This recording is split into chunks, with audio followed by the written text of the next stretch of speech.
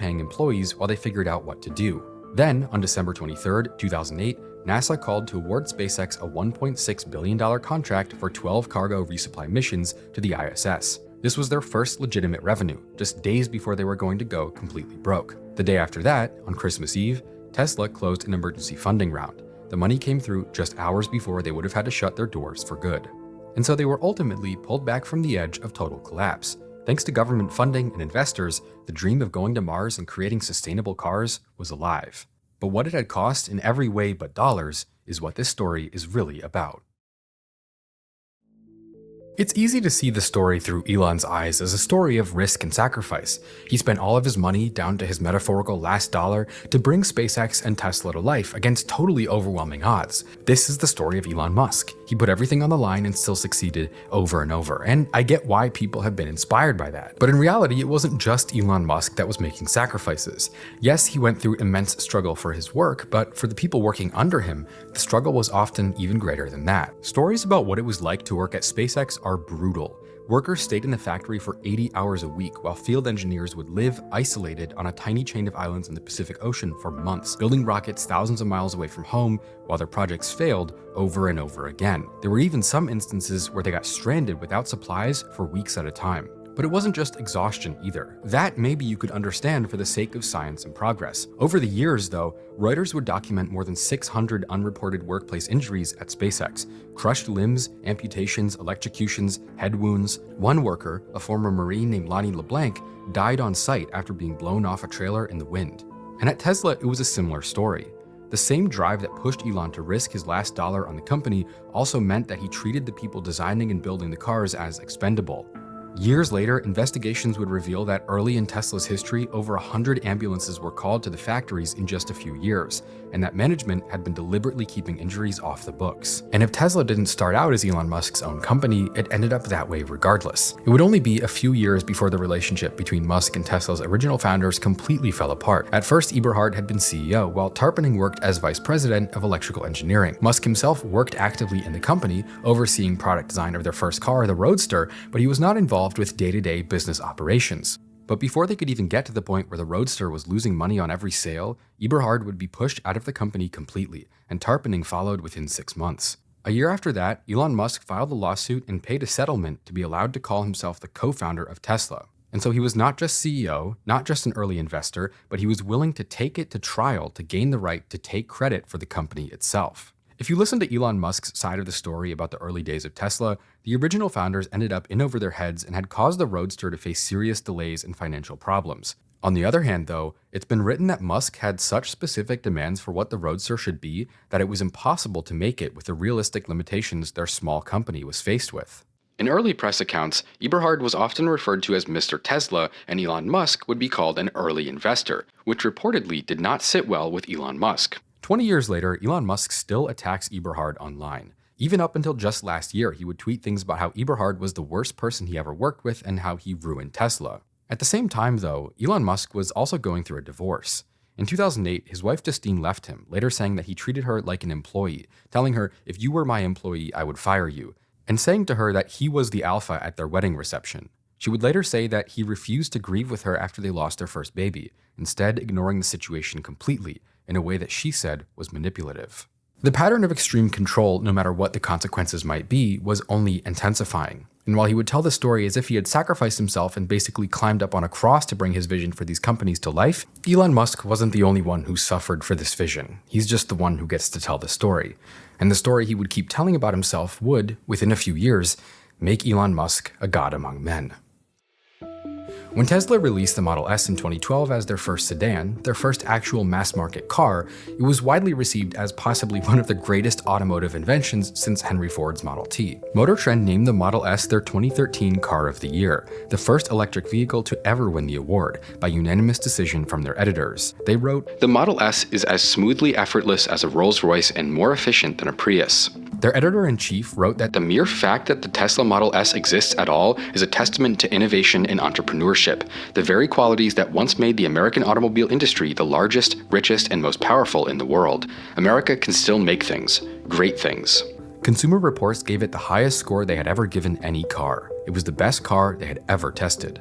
Time magazine named the Model S the greatest invention of the year. This wasn't a car getting a participation award because it was new. This was a complete fulfillment of Tesla's original vision of a fast, luxurious, yet also hyper-efficient electric car, and it was being received as one of the first true innovations the car industry had seen in decades. Then, just 2 years after the Model S became a runaway success, they introduced the Model X, a bigger, bolder SUV that cost $100,000 and came with vertical Falcon doors that made it an instant cultural icon. And in those days, Tesla actually never ran advertisements. The company famously didn't have any marketing team at all, because they didn't need it. Their wait lists were months long. Celebrities bought the cars and advertised them unprompted. Driving a Tesla became the single clearest way to tell the world that you were rich, forward-thinking, and on the right side of history. You would see Teslas in rap videos. Steven Spielberg, Jay-Z, and Anthony Bourdain all bought them. Influencers drove them en masse. But no celebrity endorsement would be as powerful as that of Elon Musk himself, who by the middle of the 2010s would be arguably the most beloved man in the world. In 2008, while Steve Jobs was releasing the iPhone, while Jeff Bezos was turning Amazon into a worldwide empire, while Mark Zuckerberg already had 100 million users on Facebook and a movie was being made about him, Elon Musk was a nobody. He wasn't a billionaire, he wasn't famous. If he showed up on a magazine cover, it would be a magazine you'd probably never heard of. That changed when executives at Marvel began developing the character of Tony Stark for the Iron Man series. And while they were working on the character, they ended up meeting with Musk, touring the factory where they were prototyping the Model S, and ultimately basing Robert Downey Jr.'s character partially on Elon Musk himself. From there, the growth of Elon Musk's profile in the press started escalating faster than it ever had before. And so at the same time as the Model S was released to thunderous applause, journalists and commentators everywhere began heralding Elon Musk himself as not just the real-life Tony Stark, but as Richard Branson would declare him, humanity's escort to the future. And so after one of the most popular fictional characters on Earth, a genius billionaire who builds technology that saves the world, was literally modeled on him, the fiction and the reality began merging into one story. Elon Musk was no longer just a CEO, he was becoming a superhero. He became a constant fixture on late-night TV shows, discussing how he planned to save the world with science and technology. In 2013, Fortune lists him as the business person of the year. Time magazine writes, "Whatever skeptics have said can't be done, Elon Musk goes out and makes it real." The Washington Post in 2015 writes that he's arguably the world's most important entrepreneur. Esquire titles a piece about Elon Musk the triumph of his will and describes him as the visionary that forces Americans to become explorers again. Every major publication in America was in a competition to see who could give Elon Musk the most praise. And online, the love for him reached critical mass. He wasn't just admired. The internet began worshipping Elon Musk for being a billionaire that would shitpost memes and reply to random people. He was the first tech entrepreneur who wasn't a boring corporate robot, who actually had a personality. Stories about how he never slept and would work all night and tirelessly live for his mission of saving the world were everywhere. For millions of young people, Elon Musk represented the future. Sincerely trying to save the world? Well, I'm trying to do good things, yeah. I mean, saving the world is not But you're trying to do good things and you're a billionaire. I mean, yeah. That seems a little bit like either superhero or supervillain. You have to choose one. It just accelerated from there. By 2016, Tesla had announced the Model 3, a much more affordable car that rapidly became one of the most popular vehicles in the United States within just a couple of years. Meanwhile, Elon Musk's portfolio of world-changing businesses only grew. In 2015, he became a co-founder of OpenAI, pledging $1 billion to help build safe artificial intelligence. That same year, he launched the satellite internet project Starlink, with plans to build 10,000 satellites and cover the globe with cheap access to high-speed internet. The next year, he co-founded Neuralink to help disabled people use brain implants to interface with computers. After that, he introduced the Boring Company, a project to reinvent transportation with Hyperloop systems that could transport people from San Francisco to Los Angeles in less than an hour. Every few months, there was a new company, a new mission, a new reason to believe that Elon Musk was going to drag humanity into the future whether we were ready or not. SpaceX was the most ambitious of all of his projects, as they set their sights in 2016 on a Mars mission by 2022. Elon Musk would famously say, "I'd like to die on Mars, just not on impact." It sounds so distant today, but back then, I was into this. I believed in Elon Musk. I remember being 16 years old and writing an entire essay about SpaceX's mission to Mars, being totally convinced that it was going to happen by the time I was 21 years old. But anyway, I'm now 26 and I'll never retire and I can't afford a house, so you guys better go to spiritworld.store and buy the self-made trillionaire sweater. Spiritworld.store, buy the self-made trillionaire sweater, free shipping in the US. In 2017, author Neil Strauss spent 9 months building a profile on Elon Musk for Rolling Stone. When he was done, he described Elon Musk as the single most important person of our time. A man who was not truly trying to build a business, but instead trying to create change that will make the world and the universe, and possibly the multiverse, better and safer. I'd first like to share with you my vision for the future. I believe in a renewable energy future. I believe that humanity must become a multi-planetary space-faring civilization. Those seem like exciting goals, don't they? The entire world believed in Elon Musk. He was a symbol of our future, and through him, our future looked bright. And then, in a single moment, it all collapsed. On the 23rd of June in 2018, disaster struck. Not in one of Elon Musk's offices or factories, but on the other side of the world, in a cave in northern Thailand. A soccer team of 12 boys, ranging from age 11 to 16, and their 25-year-old soccer coach, get caught in a cave while exploring after practice, when a sudden monsoon storm floods the entrance behind them, leaving them trapped miles underground with no way out.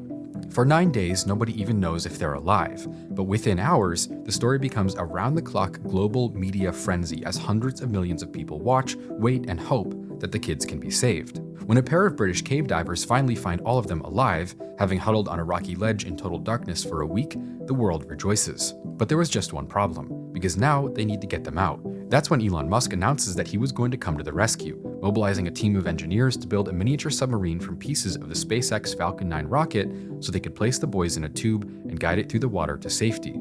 But by the time he physically arrived in Thailand to save the day, Thai Navy SEALs had already begun extracting the boys using the far simpler method of sedating each child with ketamine and physically guiding their unconscious bodies through the tunnels one at a time over the course of 3 days. A method that, while terrifying and dangerous, worked perfectly, with all 13 boys being rescued safely. But Elon Musk couldn't let it go after one of the lead rescue divers, a British man named Vernon Unsworth, casually commented that Musk's submarine had no chance of working and described it as a PR stunt. And stick his submarine where it hurts. Just had absolutely no chance of working. He had no conception of what the cave passage was like. The submarine, I believe, was about 5'6" long, rigid, so it wouldn't have gone round corners or round any obstacles. It wouldn't have made the first 50 meters into the cave from the dive start point. Just a PR stunt. And Elon Musk, the man who at this point was probably the most admired entrepreneur on the planet, the humble engineer who just wanted to save humanity, responded by calling Unsworth a pedo guy on Twitter. A few weeks later, in the middle of a media frenzy, he would double down, telling a journalist that Unsworth was literally a child rapist, a phrase that I can't even say in this video, and that he was having investigators look into his background. Unsworth, in return, sued Musk for defamation. Because we are, right now, in the middle of a global privacy crisis. As you're watching this video, your full name, home address, phone number, email, a list of your family members, and all their information, it's sitting completely exposed on the internet. This is the sort of thing that keeps me up at night. Doxing used to require effort. It's now totally free. You post something controversial online, your home address is one search away.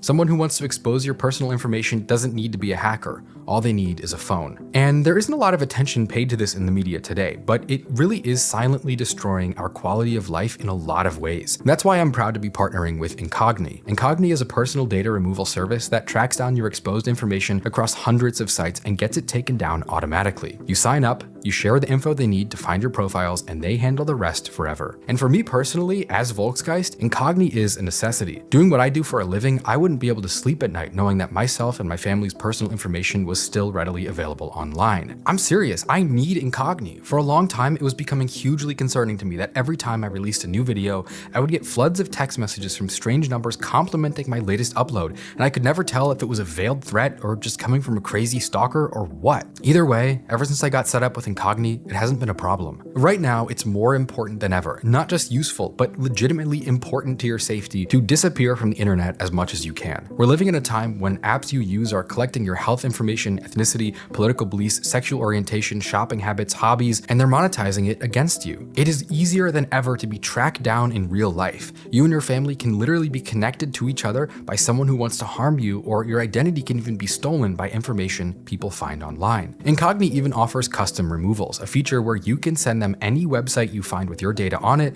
and they'll get rid of it for you. We're living in a moment where it's no longer safe to assume that your personal information is ever safe. Data brokers, scammers, and stalkers have more power over us than ever before, and it has become essentially mandatory to live with this in mind. And so it's really nice that Incogni offers a variety of plans to meet people's needs. I personally love how the family plan helped me protect all the people I'm connected to, and of course the unlimited plan gives you access to custom removals. But whatever you choose, I cannot recommend Incogni enough as the best way to get your personal data removed from the internet in a time when your personal data, which is the easiest way to harm, harass, or steal from you, is more accessible than ever before. So take control of your privacy, support the independent work I do here on Volksgeist, and best of all, get 60% off an annual Incogni plan by going to incogni.com/Volksgeist. That's 60% off an annual plan at incogni.com/Volksgeist right now. This was the moment when the cracks in Elon Musk's armor began to show.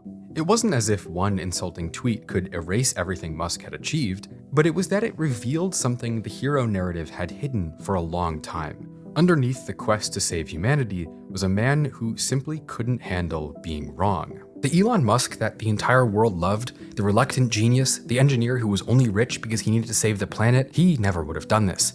But the Elon Musk that his ex-wives and former co-founders and employees had known for decades, that's a different story. And this was only the beginning. 3 weeks after the pedo guy tweet, Elon Musk starts tweeting about taking Tesla private, which made the company's market cap jump by $8 billion in just 4 hours. The only problem was that it was a shitpost. It wasn't true at all. He was manipulating the stock price by posting online. The SEC charged him with securities fraud, which resulted in a $40 million settlement.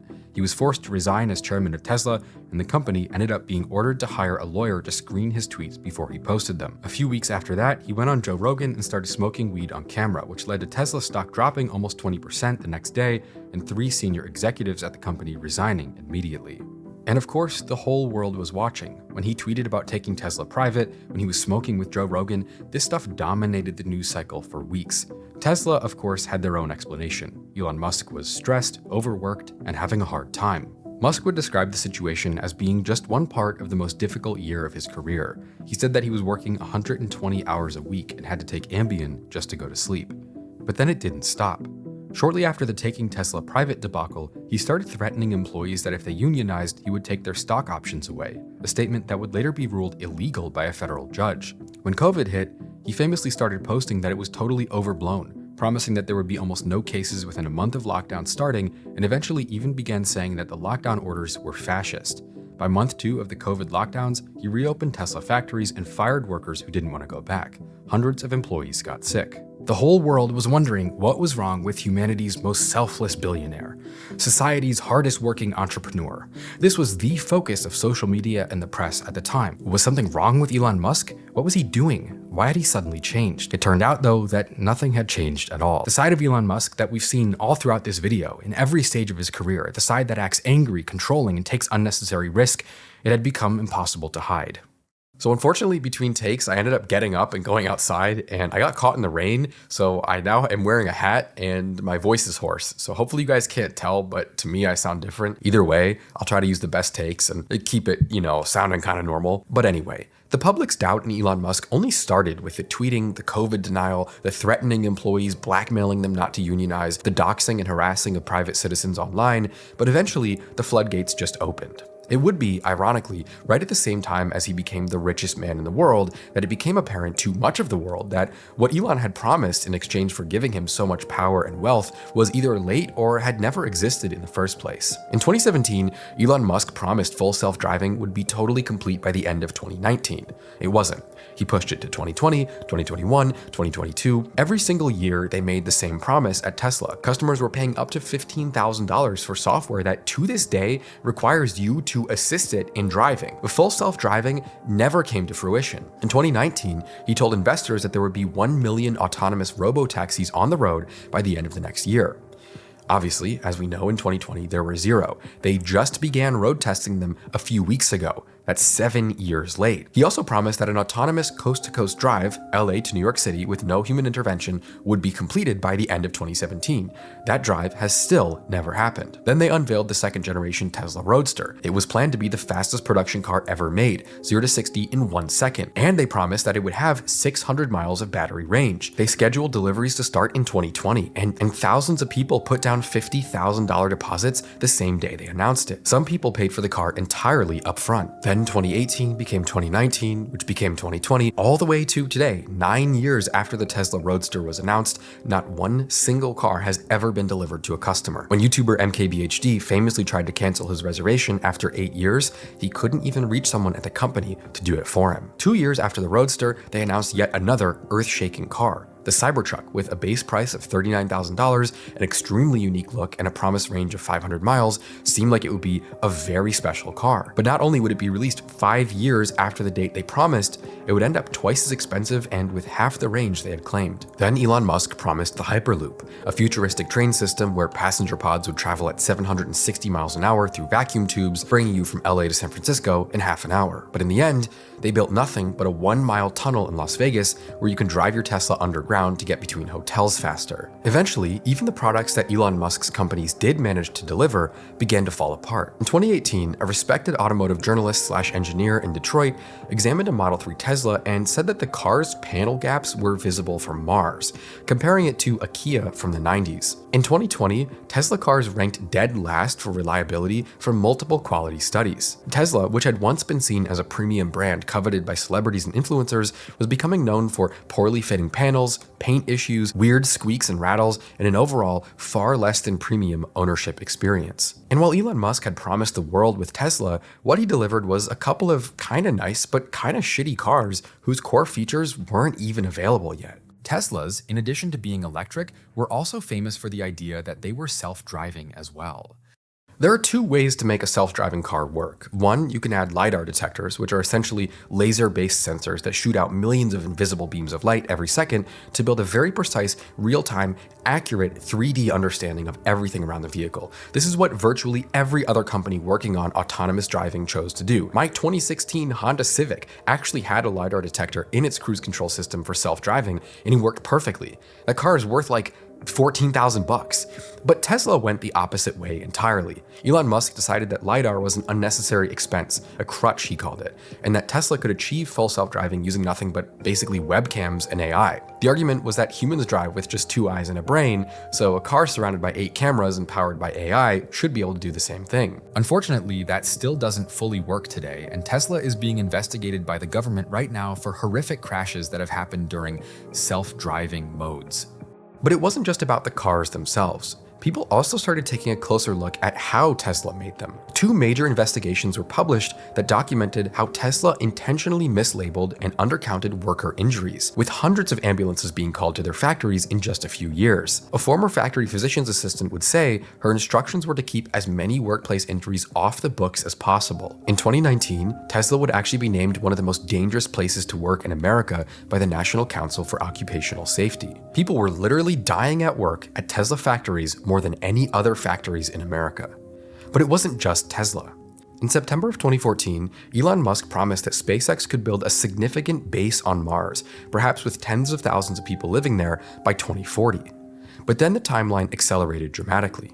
For years, they continued promising that they could send people to Mars in 2020 or 2021 or 2022, and that never happened. But still, right now today, despite this never happening, and even the NASA head administrator recently saying, "I love SpaceX, but they're very behind," they're still planning to go public with a target valuation of $1.5 trillion in the middle of 2026, which would make Elon Musk the world's first trillionaire. And a self-made one at that. If you want to support the channel, you can now go to spiritworld.store and grab our latest piece, the Self-Made Trillionaire. It's a beautifully embroidered sweater, very comfortable, very warm, very smooth, and it comes with free shipping, and it hugely helps advance our mission of covering the most important stories of our generation.